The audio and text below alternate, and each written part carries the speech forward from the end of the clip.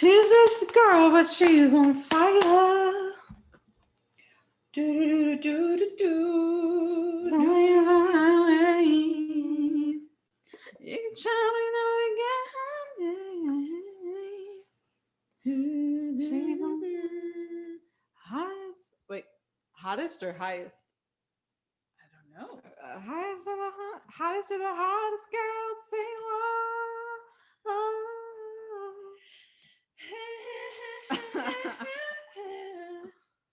Oh, I'm gonna go get my bangs cut today. Can't wait. Nope, not Wednesday. We gotta change our name. It's Long-Winded Friday. Whoa, y'all! I keep thinking it's Wednesday because that's when we did this, but now it's gonna be Friday, so the name's gonna change because what's it called?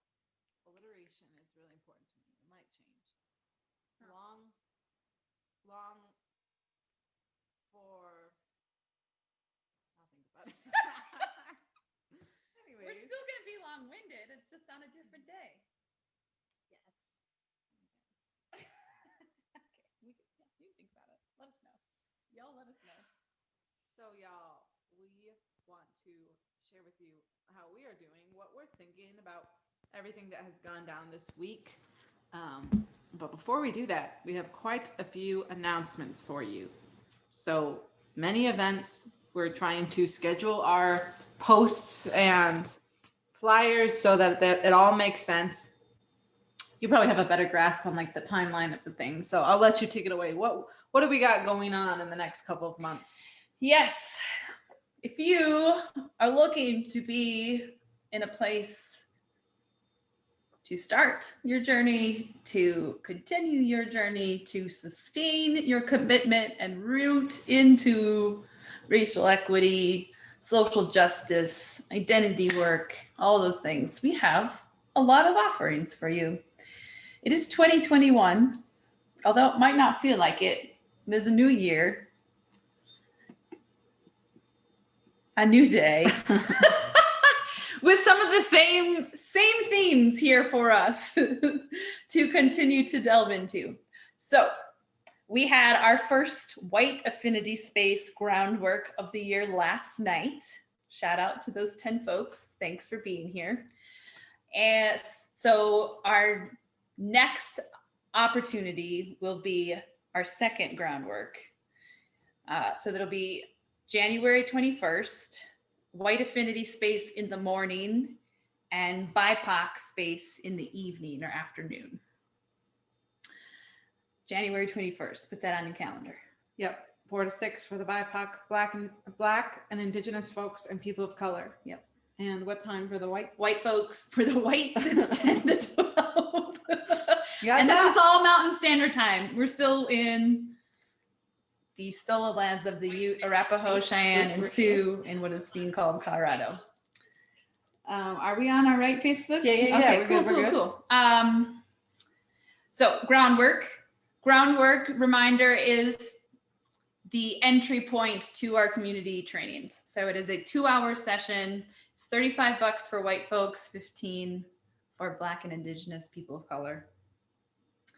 If and when you have gone through that, then a next step would be our cohort series, still in affinity spaces.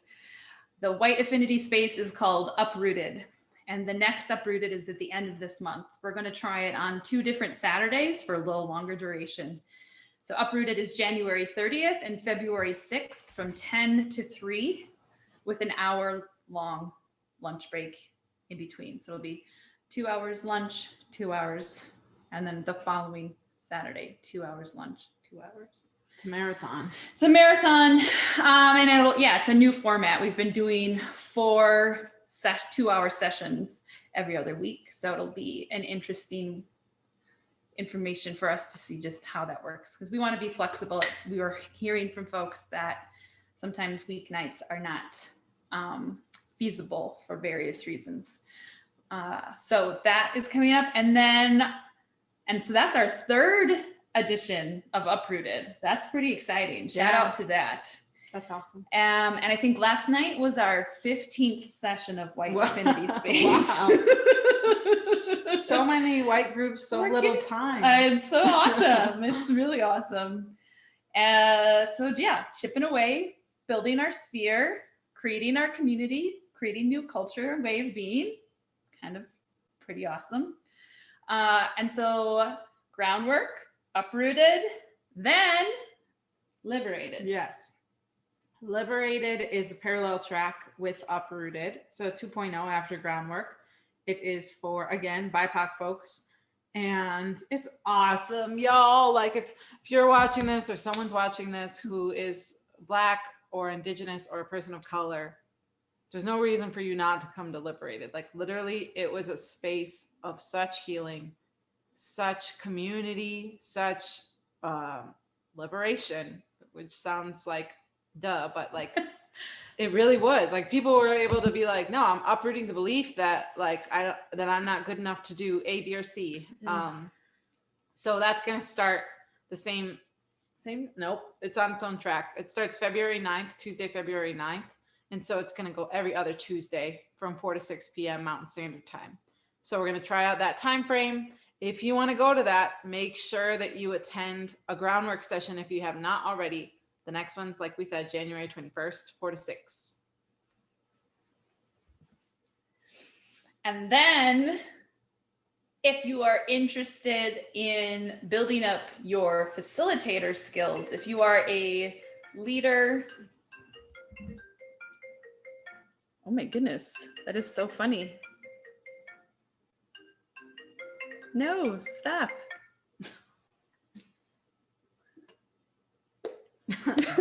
Technology. Technology. It's on silent, y'all. I don't understand how that happened. Facilitator, if you are interested in understanding more the reasoning, the posture, the way that we facilitate at Building Bridges, we have an intensive 3 days in February. February 12th, February 13th, February 14th. So it's a Friday afternoon. It's a Saturday and a Sunday. I think our Saturday and Sunday are the same as, 10 to 3 with a break in between or in the middle of the day. We're capping that, whoa, my voice. We're capping that training at 12 people because we found that that's a good number of participants to truly train people in facilitation well. So that's not a lot. We already got half of that. So we're going to see if this training sells out. And if it does, then we're going to work on offering another one in the spring, just in case you miss it. And as usual, per usual, we also work with organizations, businesses as consultants and do specific curated training for folks who are looking for long-term, sustainable, transformational, cultural work. And if you're looking for that, then we have an application for you to fill out, or not, just an interest form for you to fill out. So those are all the ways to engage with us. Those are all the ways to, or dates to kind of look out for. We will be more consistently sharing all that on Instagram, Facebook, and hope that you can join us. So the next opportunity, that January 21st, groundwork. Get you and your sister and your colleague and your friend signed up. And if you've already been to groundwork, why not keep the work going? Mm-hmm. Especially if you liked it. If you didn't like it, hey, that's okay. Get We're in not there for for everyone. Uprooted and liberated. And if the next dates for Uprooted or Liberated don't work for you, I still recommend that you fill out the application so that we have all your information so that we can let you know if and when we are doing a next version. Yeah, and that helps us to know that we should even do one. Yeah. Because we're trying to gauge buy-in and demand and all that. Because again, it's really just us here at Shift. So, I mean, full-time, yes. Yes, We thank got you. a team of We are building our team. contractors. Yep. Thank you for reminding me of that. We do have a safety net that is being built. Yes, but for the day in, day out coordination, creation, all of that. We're doing what we can. Yeah. And we want to do as much as we can. And so Let us know. Cool. So if you are tuning in, maybe you're like, I don't want to hear the announcements, and you fast forward up until now. Hello. The good stuff. Now the here juicy it stuff. is. So this past week, on Wednesday, white terrorists stormed the Capitol and were allowed in, and some would say let in, LED, by police officers. I've seen it said in the form of, this is a coup. So what are we doing? There's been talk about false equivalence people are making between the Black Lives Matter movement and this coup. I've seen a lot of circulation of, call it what it is, white terrorism versus a protest. I just want to name all the things that I'm seeing, because I'm sure a lot of y'all are seeing that as well. And I just want to check in. For you, Marin, what has this week been like for you? What emotions do you feel currently?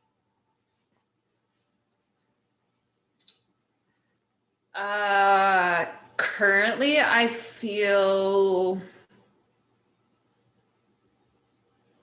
pretty solid and grounded. I feel much like I had moments of this feeling at some point this last spring and summer where I'm getting better at not taking on all of everybody else's collective energy or like the bombardment of stuff, and can faster get to, and that's why I do what I do, I feel very grounded in the purpose-driven and day in and day out that we are attempting to do at Building Bridges, and I think I've had some more time to practice and move through what I'm seeing a lot of white folks re-engage in or re-experience or newly experience around, I'm seeing this thing, it's all of a sudden feeling very obvious or very out of control, or there's just this sense of, I gotta do something, I've gotta say all the things, I've gotta do all the things. Are you seeing this? Are you seeing this? They're saying this, they're doing that. Here's that video. Wrestling with the disbelief, wrestling with the guilt, wrestling with the fragility. Yes, all the things. So when I first found out, there was an element of like swarm of emotions. Like I had to go out to the balcony and kind of like let myself cry quickly and then go to our team time. Quick little sob. Okay, good. Yes. You would have mastered that. I get in a quick little weep before we start.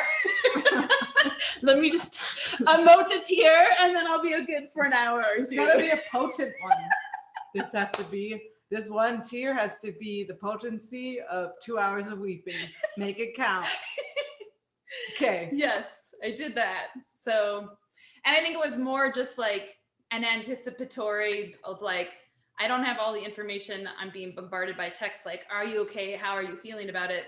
They're storming the Capitol or whatever. Like there's just like this overwhelm and then this kind of feeling around like 9/11 and other things of like, and I'm anticipating way more to happen or way worse to happen. And so like bracing for more news around something else other than they're in the building. There could be more than that. So that was my long-winded answer. How about you, Jenny? What has this week been like? How do you feel right now? Currently, I feel calm. I feel connected. I feel grounded. When I first found out, I was in disbelief. And so I was in a weird mood. I took it weird. It was like a disbelief / lightheartedness. Like I couldn't stop laughing at the meme. Well, now it's a meme, but the fact that someone stole the presidential podium and then it became a meme and then it kept being used for different things. Like I was like, why am I laughing? But I feel like There's like really good memes. It's just like what the way that they went in there, like one of the guys that I follow, he's like this Latino dude, and he did this video of Shakira She-Wolf, where it's like, she's a she-wolf in, and he's like, how white people entered the Capitol, like, like, why did they enter so weird? Why was everybody dressed so wild? Like, I have questions. But in the grand scheme of things, I felt similarly, like, I was like, okay, I'm aware that in the past I've jumped on the wave of collective energy and been like, if everyone's feeling anxiety and fear, let me get in there too. And I think it was like a means, especially when we're isolated, a means of feeling connected. Mm. I was like, okay, I want to be part of what's going on, right? And now I'm like, oh, I'm connected in this whole thing. And building bridges, our group, uprooted, liberated, all these things are going to happen, like no matter what, as much as we can make them happen. And they're actively created to help us all dismantle white supremacy within ourselves and then in systems. So I felt very grounded in that. And I've had this feeling of like, okay, I'm getting used to even this pattern of building bridges, because we have these conversations all the time. We prepare for, okay, now we really need to talk explicitly about anti-racism. We need to talk explicitly about decolonizing white supremacy and professionalism. And then it feels like, since the collective is awakening as well, it's cool to be in a space to prepare so that when they get there, we're ready with something. Yeah, that felt different this time around. Mm-hmm. Because last time that happened around Black Lives Matter, Ahmaud Arbery, George Floyd, in this last summer, there was an onslaught of looking to us for information and like wanting stuff from us. And I don't know if I wasn't fully prepared for that. There was an element of that on top of what we were trying to build at Building Bridges got to be a lot. And so this time too is like, and here's another wave. Yep. Y'all, we were losing some of y'all here. And now here's some of you are back, or here's a new group of y'all who are like, okay, I see this thing. And now we have your attention again. Maybe. But the thing is, what's different about this one is like, when we're talking about anti-racism and Black Lives Matter, it feels like there's a more tangible ask for white folks and non-Black POC. Work on yourselves, challenge your own biases, your own racism, your own anti-Blackness. For this, it's still a little disconnected for a lot of people. I see. Okay. And so I see that there's like how is that happening out there? And like, what do we do about those white terrorists? And what do we do about, and white supremacy needs to end now. Like this, enough is enough.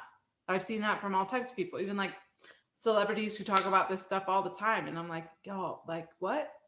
White supremacy needs to end now? Are you serious? Like that's like saying the US needs to end now with all of us in it, because we've all lived, breathed, and perpetuated it in all of these systems. And so if it's going to change, it's going to take a major wave of detoxification and uprooting. So I feel encouraged to see people like signing up for Uprooted and Liberated and like getting that some work needs to be done. But I'm anticipating the wave of hopefully ahas of shit, this has to be changed internally before the external. Yeah. And I think that's managing the disbelief and the wanting to have it just gone and eradicated. That's not gonna happen. That's like when people were saying racism was gone because Obama was elected. Like, I think that's where there's that continued missing piece for folks to really hone in on and understand the historical context and the duration and really grasp that this isn't new, that white supremacy and folks doing what they did this week, there's an element, there shouldn't be any surprise, that it should be pretty obvious from various reasons, that people were anticipating this a month ago, that this is a symptom of the greater thing at play here. That's white folks have a culture around this that enough adults, white adults, have gotten together and have been so conditioned and so their bodies and their nervous systems are so disconnected and discombobulated that they can play that out, and they've lived their entire lives never having someone kind of poke at them and say, you know, that there's a different way of belonging, that there's a different way of understanding. And I don't know, I think all of it too is like, it's been so interesting to see how QAnon and all of the there were some folks who really believed that they were there. Did you see the shaman dude? Yes, I'm specifically talking about him. So there was this shaman dude, I don't know if you saw it, and Marna and I are both pretty spiritual and like thinking about multidimensionality and awakening and all that. And so when I saw this, I was like, oh shit. Like, this is not going to be good. Because right away, this guy, he had like a flag painted on his face and fucking horns or something. I don't know, some weird ass white costume. And it was, he was like, I'm a shaman. Listen to me. This is all part of moving. I operate in the 5D and whatever that is, Kuhn and all that started going into, and it's just like, you open up that can of worms and then it ties into all these conspiracy theories around the vaccine and around masks and around all this stuff. The elite eating babies. What the fuck? And like that was really discouraging to me because I'm like, like there are certain people that I look up to in the spiritual community that understand, that are able to see the bigger picture and understand like, okay, how do you notice your emotions and all of that. And my fear is that all of this is getting convoluted to the point where whiteness and white supremacy is going to start being harder to call out because of its convolution with belief systems or spirituality. We already see that being the case with Christianity, where it's like, is it Christian or is it white supremacist? Like, because that dominant narrative of Christianity has carried forth so much white supremacy. Another story, but that specific dude made me really concerned because I'm just like, this is it. The group of white supremacists, white terrorists who stormed the Capitol is much more diverse than I think any of us want to realize. Well, that's the other thing. I was seeing lots of different folks. And I'm talking about diverse group of white people. Mm-hmm. There could have been people of color. I don't know if there were, but a small little group. That's not. But yes. So, like when we think about what it is to be a Trumper versus, yes, yeah, I think there's not just a straight binary like people think. No, and I think that's an important thing. That's a part of a podcast that I was listening to around this of. There are multiple groups that are able to find a commonality and therefore are coming together. They're not always believing in the same things, but have the race and the supremacy piece together. And so they've really come together to become a mass, and they're very strategic about it. And they're very, I mean, quote the smart about it. Like there's some strong movement around it. And so I think that's the other thing is there's an element of like what people are saying about QAnon and the like kind of there's an element of like they're so dumb and how can they see that, how can they believe that? And so like there's this poo-pooing that they could ever come together and do that. And so I think there's that constant forgetting and so discrediting, and then this happens and it's like, oh shit, maybe we actually need to be doing that ourselves. Okay, so I have like two thoughts. One of them is about the bubbles that we live in of people and diversity or lack thereof. And the other one is about what you just said about how much we discredit each other in terms of what we can actually do. And I feel like starting with that, like that's where I see us missing each other. And this is like two groups, but it's not two groups. It's like all the groups, because it's like, I see so many people who are liberal, progressive, anti-racist, whatever you want to say, of this bunch of social justice people who are like They just need to understand that they are taking forth white supremacy and they're white terrorists, and there's no if, ands, or buts about it. They just need to understand that they're completely wrong, right? But on the other side, these people who don't believe, they don't even believe that that's a thing. Like, they don't even believe that that's what they're doing. Mm-hmm.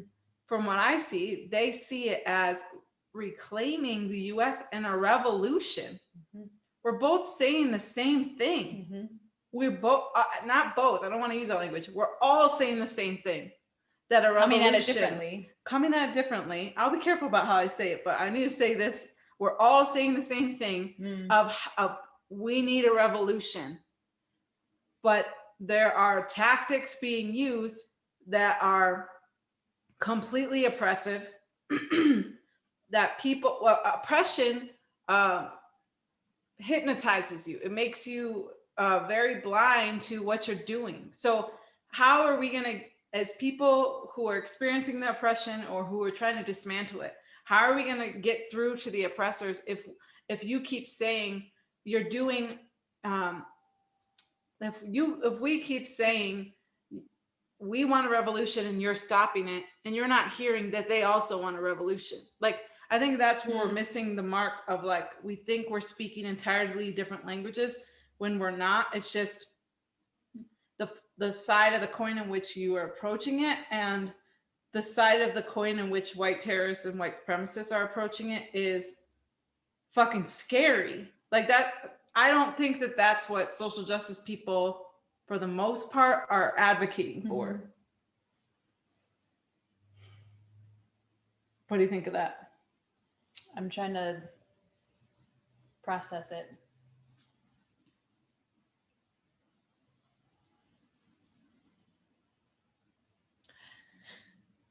Yeah, I think I think pausing and slowing down and at least getting curious about why folks are doing what they're doing, or thinking the way that they're thinking, or wanting the revolution that they want versus what.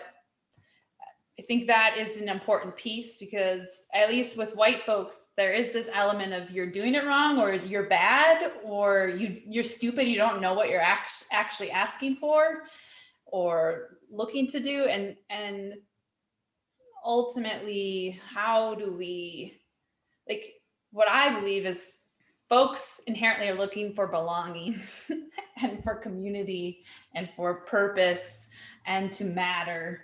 And there's a different way of understanding of how to go about it. Yeah, and I don't know if you just jump in, or you're like catching it right now or confused by what we're talking about now. Like, in no way am I condoning white supremacists. Mm-hmm. Let me say that for the record. I'm just trying to bring words to what I've been seeing, because, like, once, I haven't been in it long, y'all, and I've been in it longer than some of you.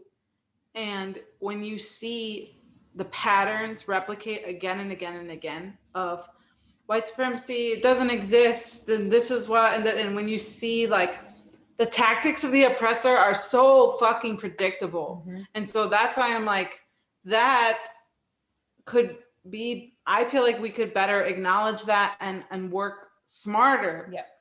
Rather than being fed by whatever Facebook wants to feed us, and whatever media platforms want to feed us, to just, like you're saying, like, be so reactive of, like, oh my God, I can't believe this. Oh my God, like, da, da, da, da. Oh, they're doing all this stuff. It's like, okay, yep.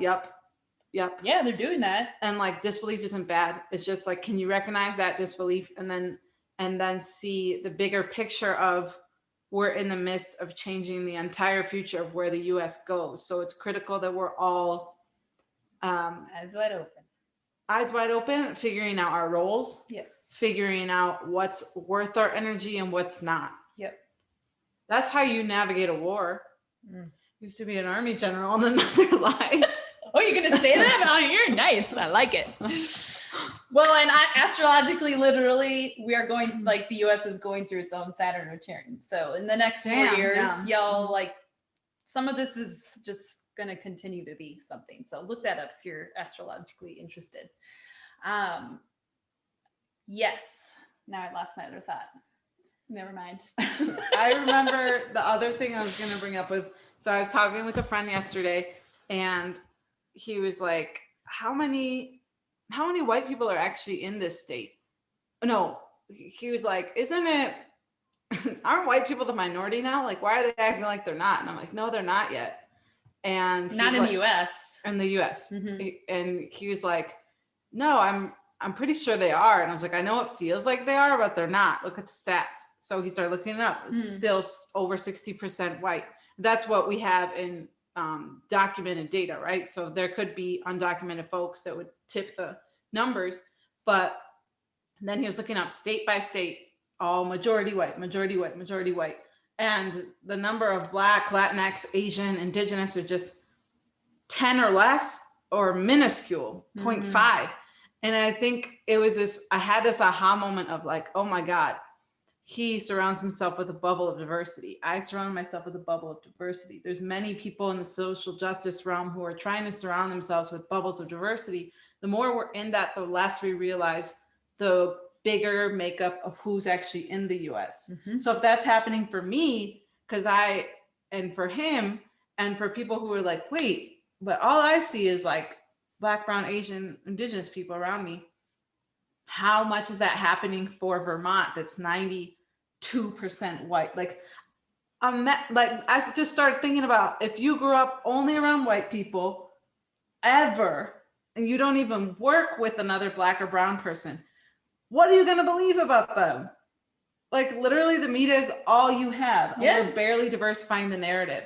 So you're going to think we're criminals, rapists, thieves, thugs, all the things. And so that was just hitting me a certain kind of way, because I'm like, our bubbles are part of this, I believe. And I think that's huge to continue to think about. Eyes wide open 2021, because that's it. That's why there's 60% of white folks who are still voting for a Trump, because they are so still segregated in their white bubbles. And as you said, only experienced folks of color or have very limited access to and have, because what we know at Building Bridges as well is that contact theory is an important piece. That's true. Contact theory, bringing people together of different identities and then having them work out conflict together transforms them. And that was part of my journey. It wasn't until I was given permission, ways to talk about it, but also I was in a school where I was a white staff member in a majority POC school. Let's talk about that for a moment, because each one of us have different pathways that we could choose, right?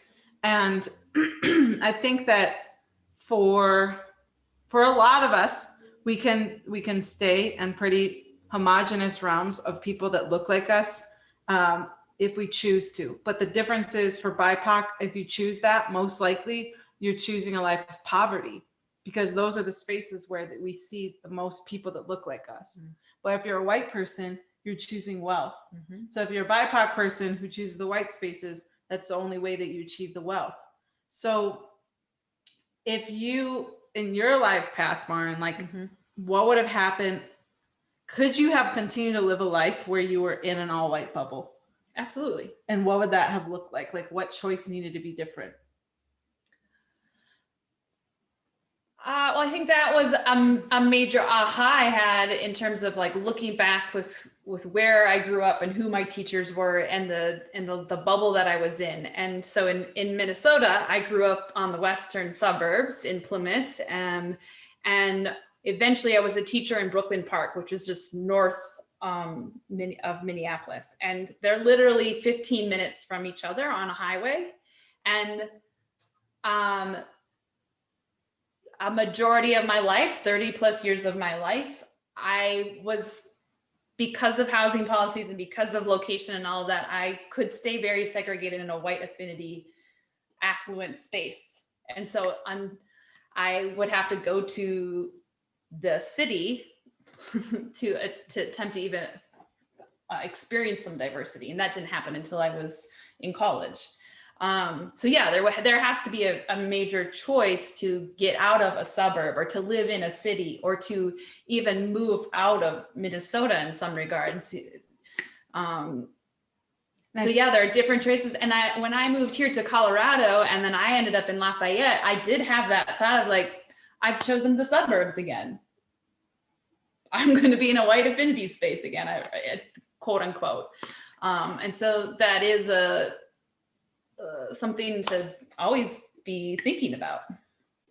Yeah, it makes me think of what was I going to say? Something about what I've seen to be the case with a lot of white folks is a lot of times the diversification of your life happens accidentally, or just by chance that you're like, that looks like a cool program in college to do so and so in Chicago, you know, and then there's this awakening that happens by chance. I believe there's a reason, but it's like, it's not what we're in the work of, which is actively advocating for diversifying your life. And it's not for the sake of a beautiful flower field. It's for the sake of an ecosystem for your life, that you would have diversity of perspectives, opinions.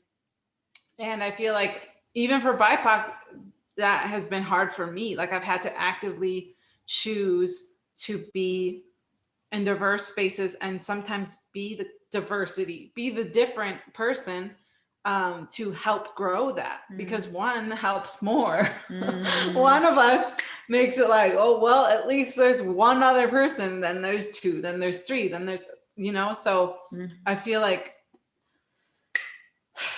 I don't even know where I'm going with this, but something about how our bubbles really, I think, have contributed to this division, where it's like completely perplexing and dumbfounding to a lot of people that anybody would even think that they should still be advocating for white terrorism, when in reality it's been alive and well all this time. I know I haven't seen it as up close, and that's for a lot of different reasons, including my identities. And also, I haven't been in those circles. I don't, my family doesn't live in the South, you know, like we've tried to avoid that. Yeah, and I think that's part of what I recorded some videos myself yesterday, and what we saw is one version of white supremacy and whiteness. And again, what we're trying to do at Building Bridges, and what I've found is that, and what we do in groundwork, is trying and help folks trying to get folks to notice and be in deep reflection around how it plays out in me and in myself and in my day-to-day, that it isn't if racism is running, it is how it's running. And so my racism looks different than the folks at the Capitol. Like theirs is a version, but it doesn't necessarily, like, it's not helpful to necessarily, like, how do I help white folks hold the tension of wanting to instantly separate ourselves from that? Because the silence, the not talking about it, the perfectionism, the sense of, I don't know, like all the different kind of ways of being have created that version. And so there's different versions of white supremacy. And how do we notice and recognize all of them and know that we play a part in every bit of it? Whether I know those people at the Capitol or not, I know people who believe in QAnon. I know people who are looking for belonging. You know, like there's just, I don't know. It's this work is going to take generations. It has been generations, and generations have seeded. I think I just saw a vision. Someone posted a picture of white women in the 70s yelling during segregation and like trying to civil rights movement, and like a Black girl going into school and they're all yelling at her. And those women are now old enough, and are the white women you see at Trump support and rallies voting for Trump. So there's a reason that those folks are believing and in the stance that they're in. And so how do we continue to like look back to and recognize that there is a seed that has brought this? It's been a seed for 4 years because Trump's been president, but it's been a seed for years and generations. And how am I going to break that? And then how do we also hold on to and know that actually the work that I do now in this lifetime is just going to be a piece in a little shakeup that hopefully will help maybe 2 generations pass, 3 generations past me. Yeah, I think that makes me think of the conversation I had with Nate from Kite and Dart earlier this week. And one thing he kept saying is like, I'm realizing more and more how what I need to do in this time is get out of the way, give away the mic, get out of the way, give away the mic. And I think that couldn't be reiterated enough. And so I was telling him, like, he's like, I just need to learn from you on what the next best move is. And I'm like, I know some things, but there's people who have way more compounded oppression in their life that I need to learn from. So don't let the what's it called? I don't even know the phrase. Don't stop at the nearest BIPOC, because there's even more people. Are we getting critical about what oppressed identities that people actually have and how close to people are to oppression? Because the people that are the closest, the people who have oppressed identities in the area of disabilities, sexual orientation, citizenship status, race, and gender, those people are going to understand even more what needs to happen next. Because what I've learned from holding an oppressed identity of being Latina and being a woman is that there is a space of resilience, not even a space, an amount of resilience that's been built up in me to be able to have these hard conversations and be in the marathon. And I think that the more white folks can be doing their own individual work, do your own individual work, get out of the way, give up the mic, and learn from other more oppressed people, because it's not like there aren't solutions out there. And that's what gets me frustrated when people throw their hands up metaphorically. What do we even do now? What do we even do now? Like, okay, welcome to the club. We've been thinking about this since, like, our people have been here because we get screwed left and right, all these different ways. So yes, some of us are surviving, and some of us have been thinking about systemic change and what it's going to take. Mm-hmm. So you don't have to be so surprised at what I have to say when I say it in the moment, because it's not like I'm just thinking about this right now. Like, I've been thinking about this for a while, and other people have been thinking about it even longer. Mm-hmm. So listen.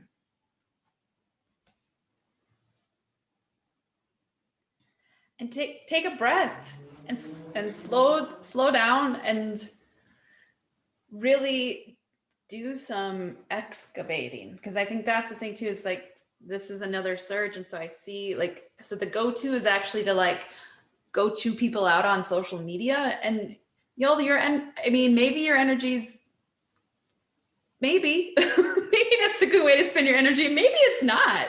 Maybe it's okay that I don't know. I think there's been all the different white folks that I've spoken to, or when I've in coaching sessions, like, there's a permission that and a attention that each person has to hold around that question of like, what is my role? And also how is my energy best spent? And to really let yourself get clear about that. And you might not have the answer right now, and that's okay. But and it might change over time as well. My role at one point was to be a teacher and a leader and facilitate anti-racist groups for young adults. And then I realized that's not the space I want to be anymore, and I can influence people in a different way. So I looked for more spaces like that. And I might not want to facilitate that down the road 5 years from now. I might want to do something different, and that's okay. Yes. What is your role? Do you know it?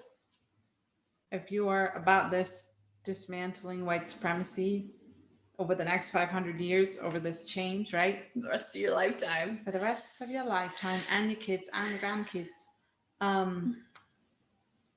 Where do you want to focus your energy now? Like, what are you naturally good at? What can you bring to the table? Are you good at healing? Are you good at logic, strategy? Do you have accounting skills to offer? Do you have a wealth that you're afraid to talk about that you can share?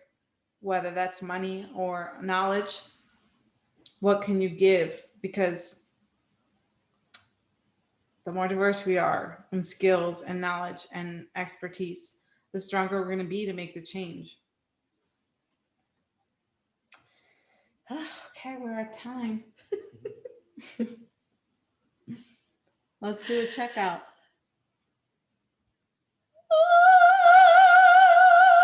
The checkout is sing an opera note. I need to release through my body, through the song.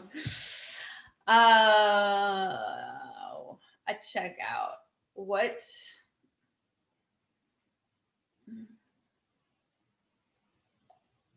something you can do for yourself today? Like self-care? Mm-hmm. Or just, stay in it. Oh. Mm-hmm. Mm-hmm. What's a next right step for you?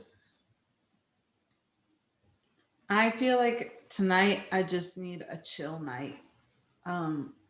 Not very involved in work or the news or anything like that.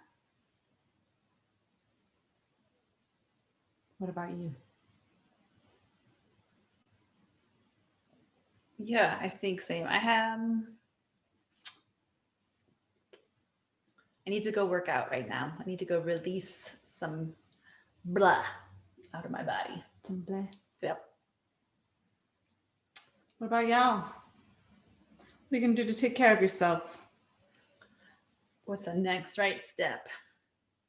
Whenever I try to talk to whoever might watch this, I feel like Mr. Rogers.